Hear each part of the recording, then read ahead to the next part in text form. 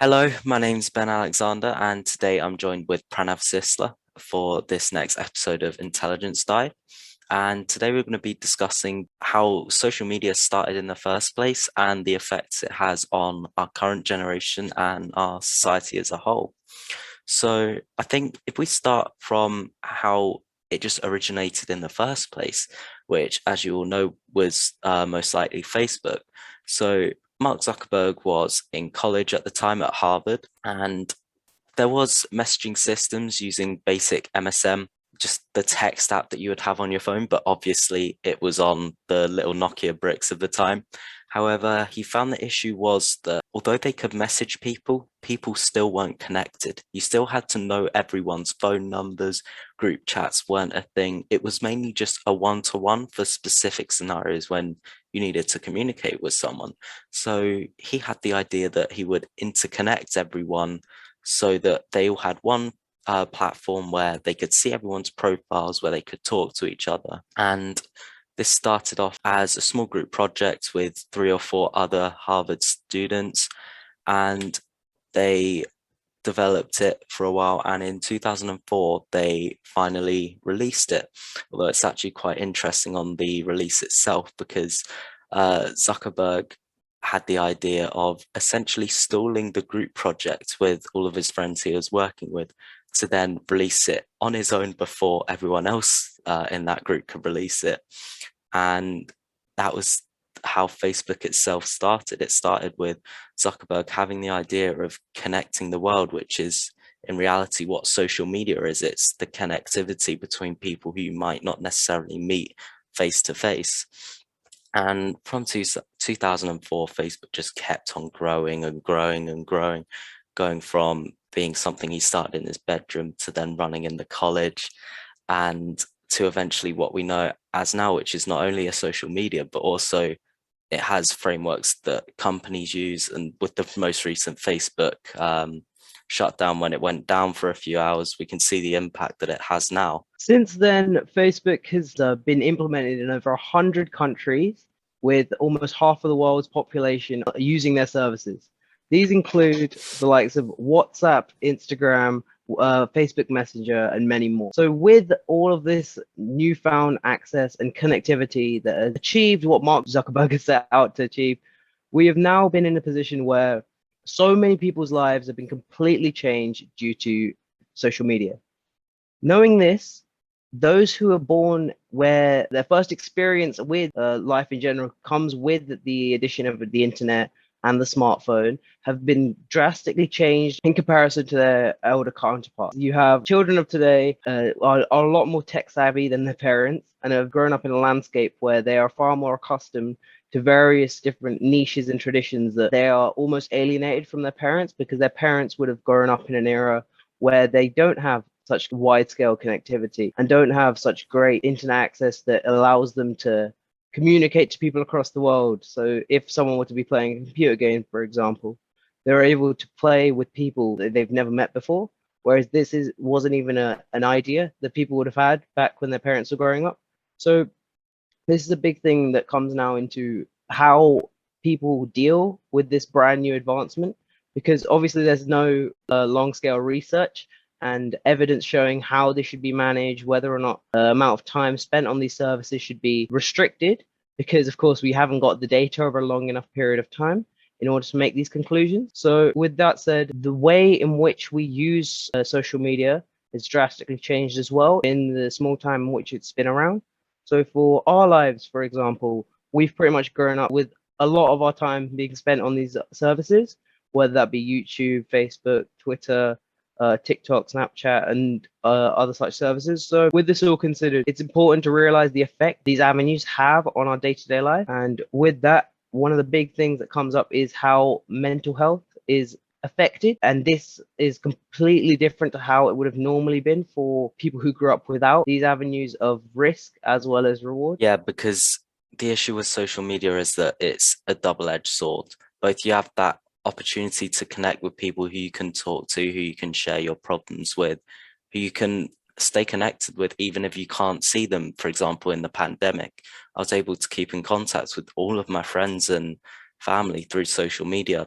By the way, we're recording this podcast itself on Zoom. However, you also have the issue of being that connectivity can also backfire. If you're connected to everyone all the time, that means that anyone can talk to you all the time. Of course, you can block people, but there'll always be the ability for people to post things against you, to say things against you, which can really have a big impact on someone, considering if you do something that goes wrong, everyone can mock you on their stories or in group chats. And that is a big issue currently, which is why there are a lot of people advocating in schools of making sure that people stay safe on the internet, because it is very easy to fall down that hole of everyone being able to contact you and you not being able to essentially escape. Yeah, one of the scariest avenues that we have through this is that our parents, who usually we look towards as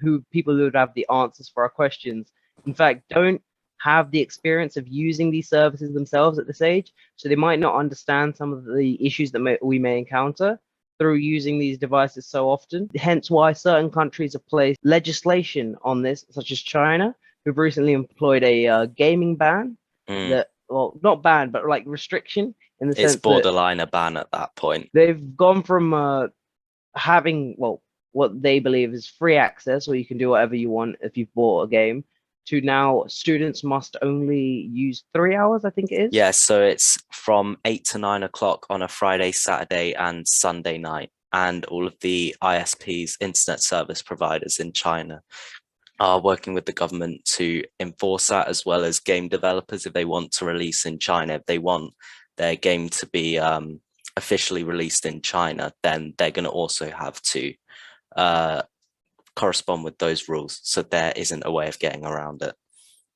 So one of the biggest upsides for this, of course, is that you improve people's ability to not be addicted to these services. You make heavy restriction that prevents people from, say, wasting their lives on these sorts of things.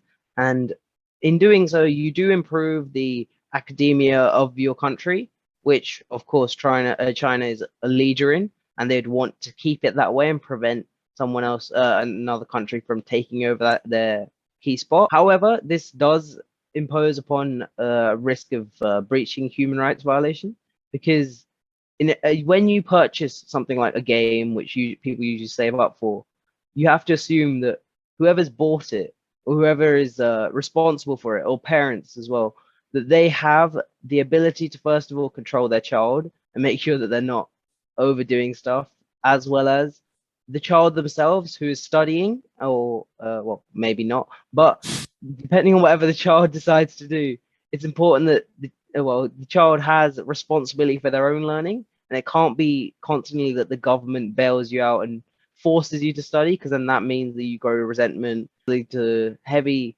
attempts at trying to hack these services. And there's already been so many people who've even been arrested for trying to hack these sorts of services and trying to find VPNs and other such protocols in which they can bypass these rules. This is extremely bad, is an extremely bad look on the country who's trying to, well, their intention is good. They're trying to make the population of the country smarter by preventing them from wasting time on video games. But in the West, of course, we've made it so that there is a possibility that you can have a career off of video games, and that that on its own has been the counter argument to a lot of the points against the ban. And if you do follow esports, you know that the Pacific region, the Pacific Ocean bordering countries like Japan, Korea, and China are the powerhouses of video games. They always have the top professionals because they can dedicate that time. And with that being stripped away, then that's their career's gone. However, one thing that was included in that is that anyone signing up to a video game has to essentially connect their real life ID with their in-game ID, meaning that they can track who's doing what online, which I actually believe is a very good idea, because if you employ those sorts of control schemes into Instagram or onto Snapchat, then people will be able to know who's who, meaning that people will have accountability for their actions online. Because a big issue currently with social media is that nobody has any accountability for anything. Anyone can delete their account as soon as they say anything. Anyone can comment nasty things, but no one will know who they actually are. Whereas if you post a video or some sort of post online and it says this is who this person is and this is what they've posted, then they're going to have that accountability and that it will stay online forever, and they won't be able to essentially run away with being able to do these things, which I personally believe is a very good idea. However, obviously you have the downsides of anonymity is out the window. It's their right to choose to be anonymous, and making things like social experiments where you set up an account and try new things, that becomes a big issue. And that also means that celebrities will not be able to get away with having their own personal accounts that no one knows who they are, for them to do what they actually want to on social media. So I think it would be very beneficial for the general population. However, for celebrities, that would start to cause a lot of big red flags. One of the biggest changes that social media coming into prevalence has meant is that now people have the avenue to address millions of people at one go. Before, if anyone were to share a political opinion, they would receive, say, verbal responses to what they've done. And this, depending on how outlandish the opinion may seem, that may even lead to physical violence or any other sort of actual action that has occurred to the person that said these things. Whereas nowadays, people can hide behind avatars and vague profile names where they present outlandish opinions or opinions that are, say, unpopular, sometimes even heinous things, that people say these things for attention and in order to receive tons of comments. And this is extremely unnatural behavior. No one in the whole history of humankind has ever gotten away with offending someone like that blatantly. Because usually, if you were to walk into a group of people and say something, you would receive immediate backlash for your opinions. This complete idea of stripping this away from people and letting them speak to whoever they want without this sort of this barrier, saving them between the person who they are offending or they have said something negative about and them. And this conflict is something that's avoided, but in doing so, you build up hatred towards these people.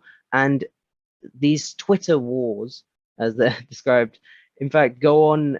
But instead of having a normal conversation that would have de-escalated pretty quickly in in real life, these things sometimes go extreme because all of this pent-up anger and all of these back and forths through messaging, where in fact people go up above and beyond. Whereas before, if someone were to present an outlandish opinion, it would have been subdued quite quickly due to the initial reaction they would have got from people.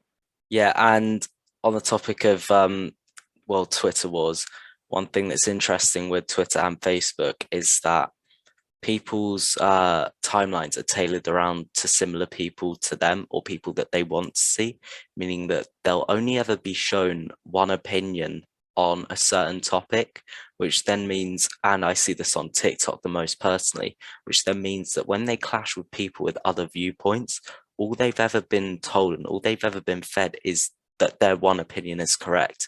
They've been surrounded by everyone who believes that opinion, and no one's ever in a discussion, not an argument, been able to convey their opinion, which then creates essentially just wars between different groups. And this is escalated by everyone being able to have an opinion and everyone's opinion being equally valid. Whereas if this was real life, then in reality, there wouldn't be that issue in the first place, because they wouldn't realize what everyone's views were and you just walk past them in the street. Whereas when you're online, as soon as you click on someone's profile, you instantly see every single thing to know about them. Whereas again, if you're in real life, you just walk past that person not even knowing their name, which is a big issue, because it then, if you see an outrageous comment against your beliefs or your opinions, then you feel like you have to chip in yourself. And when everyone else has that mindset that everyone's wrong, I need to make my opinion known, it just creates chaos. One of the big loopholes that some people do see is that these machine learning algorithms that are used to keep us on these social media sites are built with the sole aim of making you use them as much as possible. Because, of course, as we spoke about earlier in various other podcasts, the more you use their services, the more they can advertise to you, and hence the more money that they can generate through this. So they produce these algorithms whose purpose is what makes people stay on our site as long as possible. And that sounds like a very simple aim. But when you break it down, the algorithm itself is extremely innocent because it simply observes trends, sees what makes people stay on something, and then produces information and hopes that people see this information and then respond accordingly, have more tweets, and produce more content based upon this that they can filter in and then learn from again.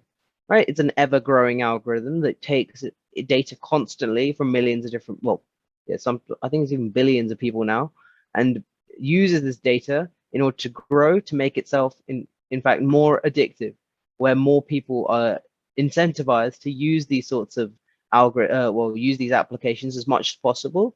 And you'd have, say, YouTube competing with Instagram or Facebook in who can keep their viewers on their site for as long as possible. So when one of the things that machine learning algorithms pick up upon is that what works and what keeps people on their sites happens to be that the more you use certain applications, and the more that you take data that is contradictory to your beliefs, you will generate more of an argument between people, and this argument causes people to produce more responses, and hence increasing the amount of time that they spend active on this platform, which will obviously be beneficial for the application, as that is their goal, to keep you on there for as long as possible. But the amount of the effect that has on people's mental health, and making sure that they inherently waste their time on this platform, is something that is heavily debated upon because of how blurred the social lines are between this. Because obviously it's simply a company aiming to make money, and that can't be faulted, because as long as they're not physically harming someone or doing someone misservice or stealing someone's ideas, right? Those are laws that we understand. Those are laws that we've had in place for a long period of time. Whereas psychologically breaking people down and making them writing what would perfectly keep them addicted to your service, that isn't something that we've ever had on such a large scale as we have now. So loads of organizations and governments are finding it difficult to write legislation that actually works, because after all, so many of government themselves are elected for by these algorithms and by the campaigns that they run. Let's say whether you have Brexit or Trump and all of these places and all of these campaigns that are run heavily through social media itself. So you can't expect someone to come into parliament after just winning due to using a heavy Facebook campaign to then impose legislation on Facebook, because of course Facebook would they would in fact have some sort of ownage on the person who's gotten into parliament in that sense. And yeah, I think a big issue is that these apps being designed to essentially suck as much time as they can from you. If you take a step back and look at how just video media has evolved, in the 70s, you had cinemas where people would go for upwards of 2 hours, and they would sit through something that's boring because there was only one other movie that was the only movie being shown that day. They had no choice. And then we go on to things like TV. You then have a color channel and a non-color channel. And then more and more TV channels come about. So you have, if you're into sports, you can watch sports. If you're into dramas, you can watch your dramas. If you want the news, you can watch the news. And the amount of options we have in media has just slowly increased. Then YouTube releases when anyone can upload anything. Facebook releases, anyone can upload what they want. Then you'd have the small apps like Vine that blew up. And just over time, with more and more people being able to both post media and see media, one thing I find quite interesting is how our attention span has just hit the floor. We've started off by people in the 70s watching movies for hours because they have nothing else to do. Whereas now on TikTok, if you don't like a video, you literally scroll on to the next and you have a borderline infinite amount of videos that it will recommend to you, which is partially the reason why we're so addicted to these things, because there's so much of it and it's also sensationalized that it means that we stay on these social medias all the time. However, that also means money. But one thing I'd like to discuss is how creators themselves are monetized. For example, on YouTube, the way it works is essentially for every 1,000 views, there's an amount of money you get, which depends on how advertiser friendly you are, how popular your videos are, how good they're, how easy they are for new people to watch. And like to dislike ratio. yeah, those sorts of things, the amount of comments, the amount of subscribers, and this essentially decides their welfare. So it creates an environment where if they do well, then they get lots of money. If they don't, then they don't. However, you then have the issue of in 2018, you had the adpocalypse where nearly 90% of advertisers dropped out of YouTube because the way that YouTube's system worked at the time was that anything really extreme could not get monetized, which means no ads would be shown on the video, no money for the creator. However, at that time, lots of very quote unquote edgy videos were being shown, which someone like Coca-Cola really wouldn't want to put an advert on, which meant a lot of sponsors, up to 90% of them, pulled out, which then meant those YouTubers paid decreased to 10% of what they were earning, which is already still an absolute ton of money. However, the volatility of social media and the need to stay relevant in order to get this money creates, well, it created the term clout chasing, which is where you're literally chasing the spotlight, because if you're not in it, you're not making money. And this makes YouTubers go to extreme extents. And we'll talk about the Logan Paul incident with the suicide Boris, people like RiceGum just trying to hop onto every single trend possible, and then people themselves actually abusing their power. For example, the Save the Kids coin recently by FaZe. So if we start with Logan Paul, if anyone doesn't know, in 2017 he released one of his daily vlogs, which were getting like five to 10 million views every single day. He released one in Japan where he filmed in the famous suicide forest, filmed a hanging dead body. I personally didn't see it. It got instantly taken down and he got essentially banned by the people off of YouTube. Everyone boycotted him and the amount of hate he got was immense. And he had slowly over time just been increasing the severity of his vlogs. Like he started off by smashing plates, then smashing cars, The good old days. Yeah, then things like faking pregnancy tests. However, it just shows the extremes that us as humans go just to stay popular. Yeah, I think going back a few steps from this, for anybody who's about the age of 10 onwards right now, they would have well, the majority of people at least would have well, between 10 and say 20, right? Yeah, just about there, right? 10 to 20, they'd have a good understanding about what the YouTube landscape is and internet celebrities, because you have constantly evolving trends and you have constantly evolving personalities that you see pop up and go away. And for the first time ever, we have a scenario where every single niche of what people can be interested in, has content and has people that are monetizing their content off of these niches. So whether that be certain types of TV shows that you watch, or certain movies, certain languages, or a certain type of game that other people don't play. No matter what you have, there's always whatever you're interested in. There's always people who are pretty much lining up to give you content about what you want to watch. So, taking the Logan Paul case for example, he produces like sensational videos where it's instant it's pretty much constant like entertainment. He does some things that like we can only imagine, of like driving like Lamborghinis and all of these things that we don't see as, say, possible for people, children at least, and they see these things and they gravitate towards these things. So that is a niche that was created by other people in that same field, like David Dobrik and Logan's brother Jake.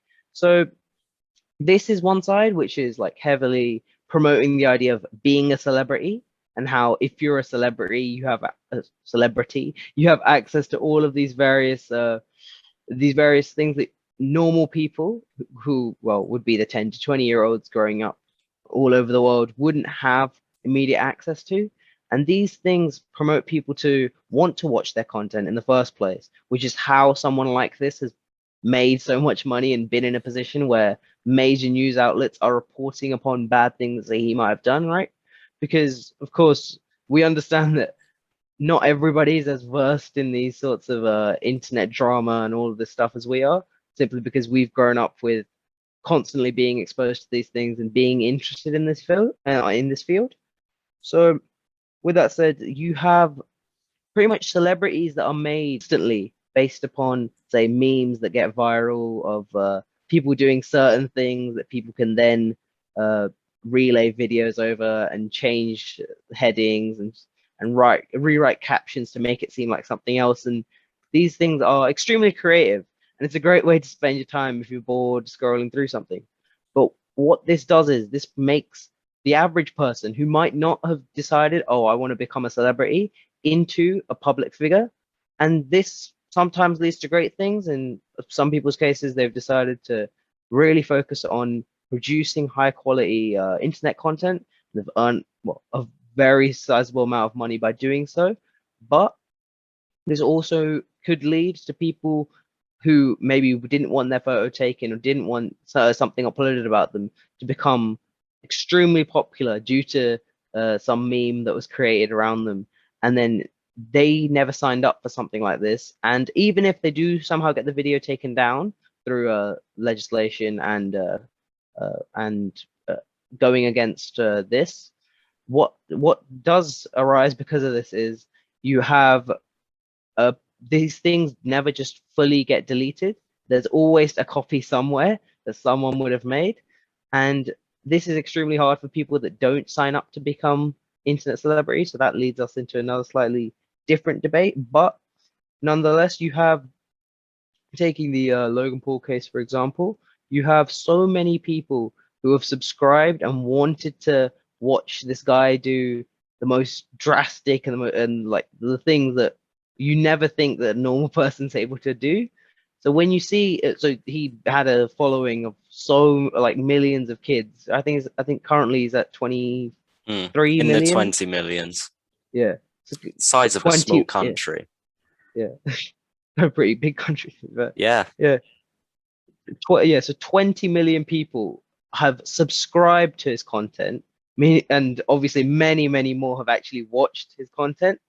Well, maybe not subscribed, but that is a roundabout figure for how many people are actually viewing this person's content. So when they produce something that was evil, in the sense that they're exploiting something as bad and as negative as suicide, what happens is these things that that children growing up don't usually associate with like normal life because they've never been exposed to these things.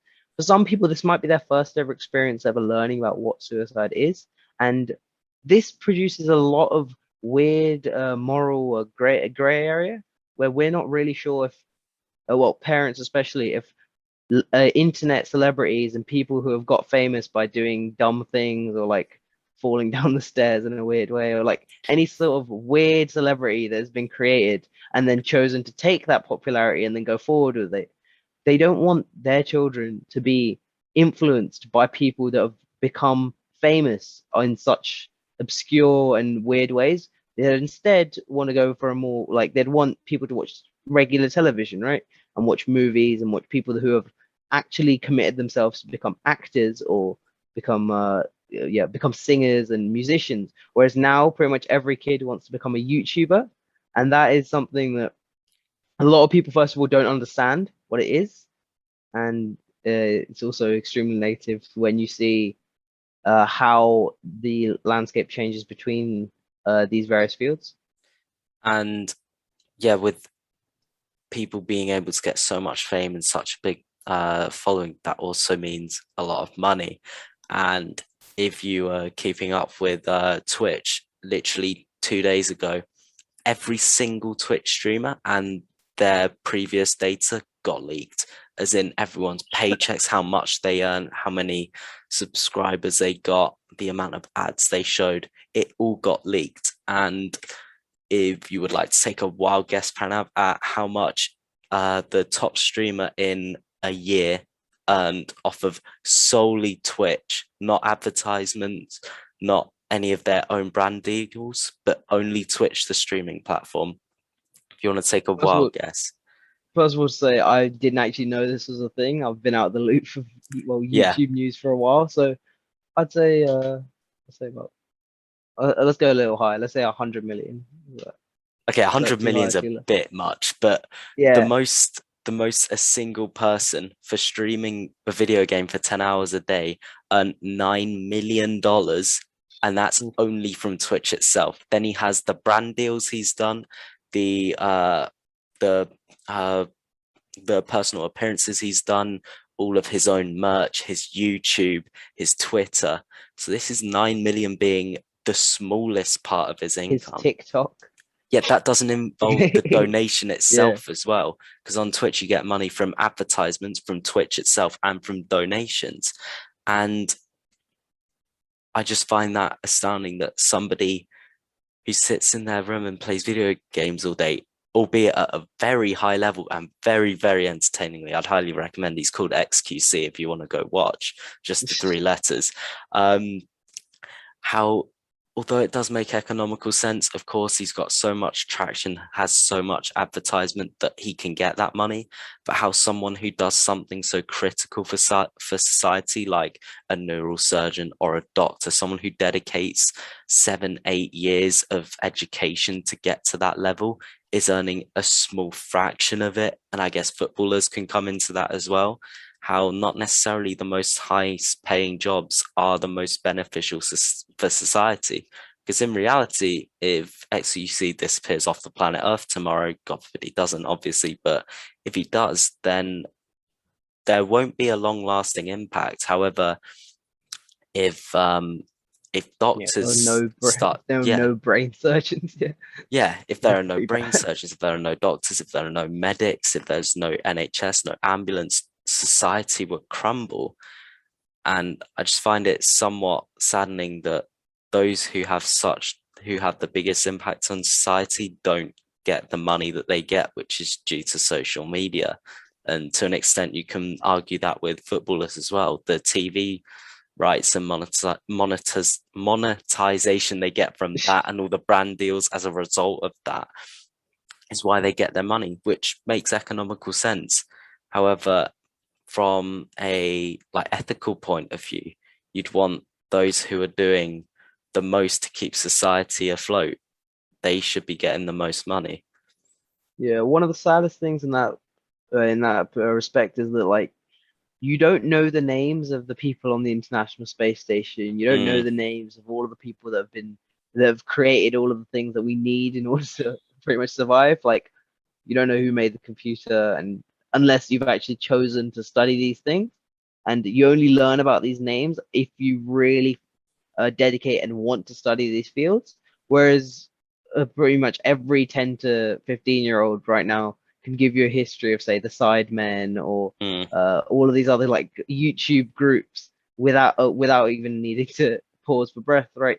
These things are so common and they're so well known about in the younger community that we've pretty much distanced ourselves from anything meaningful in the sole search of entertainment, and that has its pros and cons, right? You have the amount of people that say watch your XQC, the amount of people that the audience that guy has generated is immense, and that rivals most like major actors, the actors fan following, right? Because of course you have all of these people that star in movies and do all these great things, but if they're only producing, say, 3 hours of content a year in form of a full scale movie, that compared to someone that's pretty much going every single day, and if you give him like $10 or £10, you'll actually get a reaction out of him, right? Which of those two seem more appealing for someone who's like an average person, instead of just paying someone and watching them on like the red carpet at some event? You actually have a chance, if you donate to them, of hearing them say your name or something that might seem meaningless when you're an outsider looking in, but might mean a lot if you actually admire the person.